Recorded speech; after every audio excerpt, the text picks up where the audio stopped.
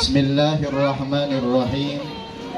Assalamualaikum warahmatullahi wabarakatuh. Waalaikumsalam warahmatullahi wabarakatuh. Innal hamdalillah nahmaduhu wa nasta'inuhu wa nastaghfiruh wa na'udzu billahi min syururi anfusina wa min sayyiati a'malina.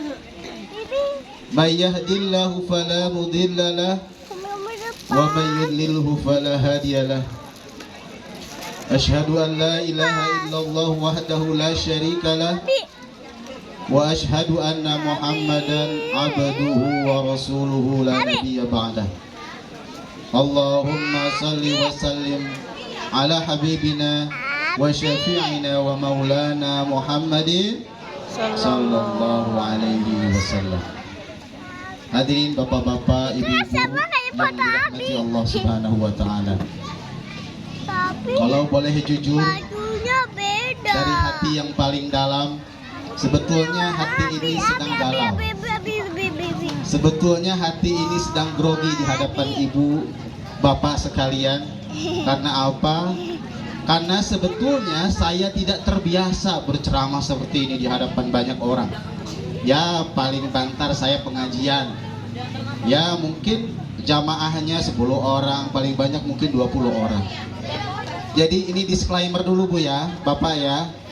Mohon maaf kalau nanti ilmunya kurang bisa dipahami atau ya tidak ada yang baru gitu Bu ya. Nggak ada. Jadi ibu-ibu sekalian, bapak-bapak yang saya hormati, ini pembukaan dari MC tadi luar biasa. Itu pembukaannya sangat, saya kira terlalu berlebihan ya. Apalagi di spanduk saya pakai dokter gitu, Dr. Ali Tantowi MA. Ini kan kita ini lagi heboh masalah ijazah Bu ya. Ada yang bilang ijazahnya si Anu palsu, ada yang bilang asli, ada yang bilang ijazahnya asli tapi nggak pakai palsu. Bingung. Kita rakyat Indonesia dibuat bingung sama satu orang, berdebat hampir tiap malam. Nah ini klarifikasi Bu ya, supaya nanti kalau saya jadi orang penting nih Bu ya, ini supaya tidak menjadi kebohongan publik. Jadi saya itu belum dokter Bu, masih MA ya. Jadi insya Allah akhir tahun ini saya wisuda, amin. Jadi saya masih dalam proses menempuh S3. Mudah-mudahan diberikan kemudahan Allah Subhanahu wa taala. Amin. Pertama-tama yang saya hormati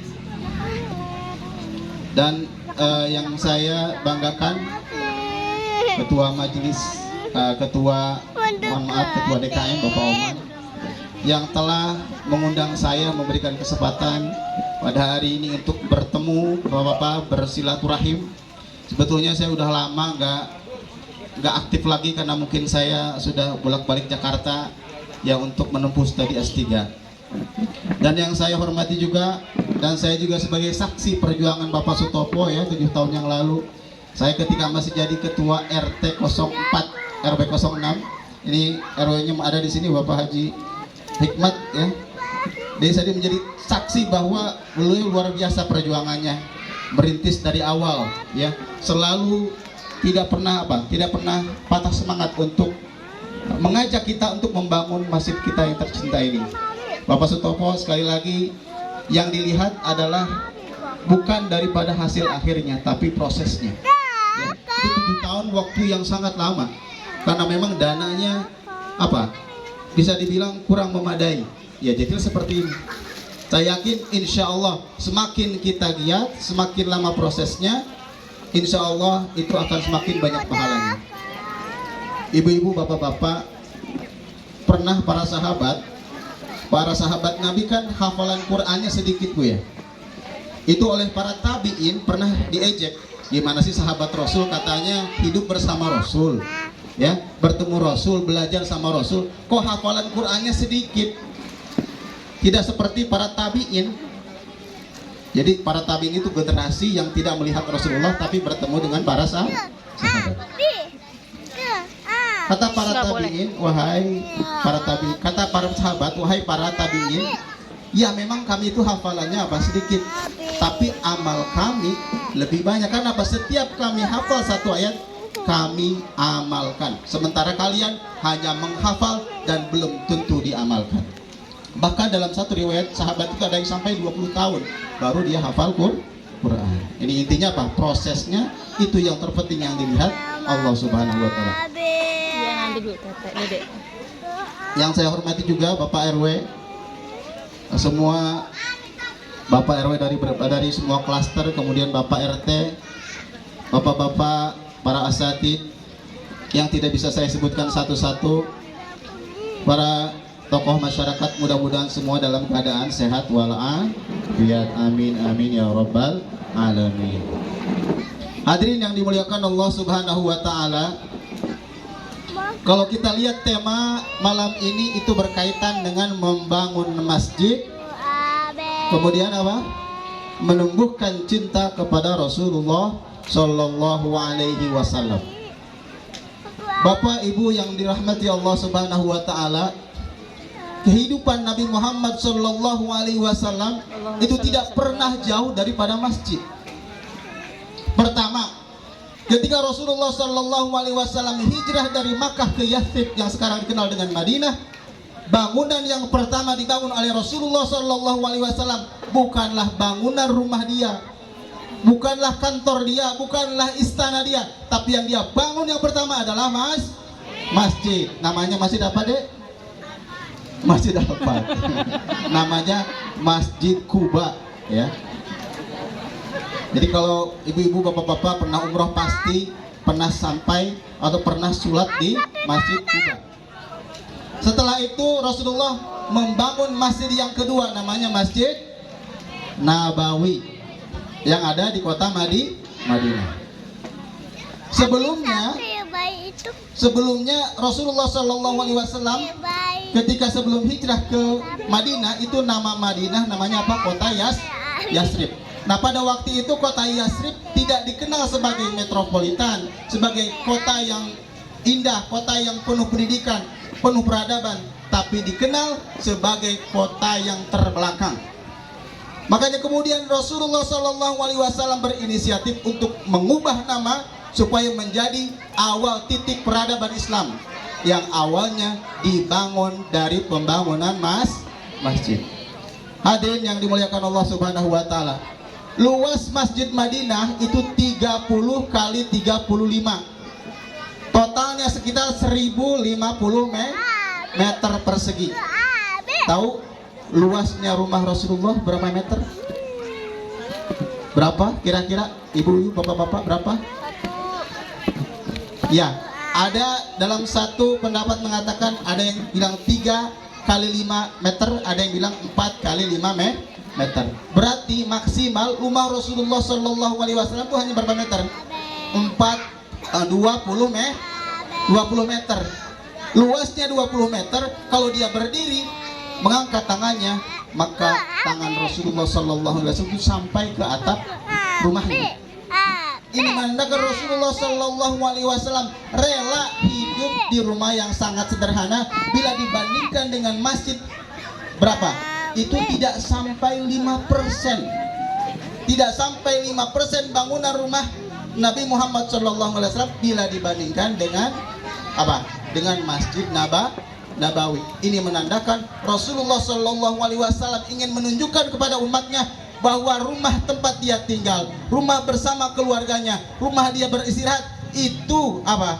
Bila dibandingkan dengan masjid itu jauh lebih bermanfaat masjid, karena masjid adalah tempat beribadah, masjid tempat bermusyawarah, masjid menjadi tempat pendidikan, masjid menjadi pusat dakwah, masjid menjadi awal titik membangun peradaban. Hadirin yang dimuliakan Allah Subhanahu wa taala, hidup Nabi Muhammad Shallallahu Alaihi Wasallam tidak pernah jauh dari masjid.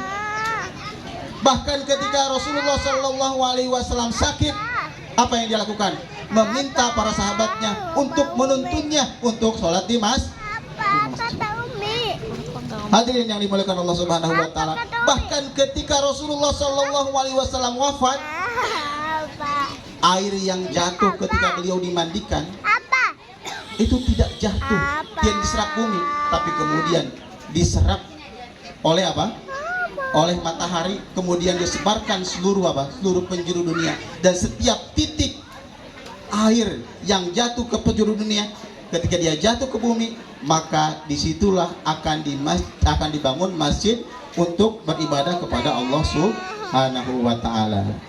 Nah, sebetulnya kisah tadi dari mana sumbernya? Itu sumbernya dari Syekh Mutawalli Asy-Sya'rawi. Syekh Mutawalli Asy-Sya'rawi itu berasal dari Mesir, Bu. Ya, Asy-Sya'rawi. Ya, tinggalnya dekat Tonto. Nah, Syekh Mutawalli Asy-Sya'rawi ketika meninggal itu ada lebih dari 1 juta orang mengantarkan beliau ketika meninggal. Jadi kalau Bapak Ibu sekalian pergi ke Mesir, dimanapun ada gambar beliau. Namanya siapa? Syekh Mutawalli Asy-Sya'rawi. Di tempat minum, jadi di tempat umum itu ada tempat minum, di situ ada gambar beliau. Di angkutan umum ada, namanya Syekh Mutawalli Asy-Sya'rawi. Di bis-bis umum ada gambar beliau. Karena apa? Karena beliau dikenal karena keilmuannya, keikhlasannya, bahkan beliau dikenal kerendahan hatinya. Dalam suatu waktu Syekh Mutawalli Asy-Sya'rawi mendapatkan hadiah sebagai pendakwah yang terkenal di dunia Arab, itu mungkin nilainya sekarang lebih dari 10 miliar. Dan apa yang terjadi? Dia 1 peser pun dia tidak mengambil dari uang itu. Apa yang dia lakukan? Dia ambil uang itu, kemudian dia wakafkan, dia berikan kepada para mahasiswa yang sedang belajar agama. Subhanallah. Hadirin yang mulia Allah Subhanahu wa Ta'ala, Syekh Mutawalli Asy-Sya'rawi itu mendapatkan ilham dalam mimpinya bahwa ternyata setiap tetes bekas mandi Rasulullah SAW itu akan disebar ke seluruh penjuru dunia, dan tetesannya ketika dia sampai ke bumi maka dia akan menjadi masjid Rasulullah. Ini menandakan bahwa hidup Rasulullah, bahkan ketika sudah meninggalnya, sudah wafatnya, Rasulullah SAW ingin dekat dengan masjid. Sekarang bagaimana kita? Saya pribadi kalau saya bandingkan rumah saya dengan masjid ini, luar biasa. Kalau dibandingkan dengan Rasulullah itu tidak ada apa-apanya. Rasulullah SAW selalu al-itharu fil muamalah, selalu dia mendahulukan orang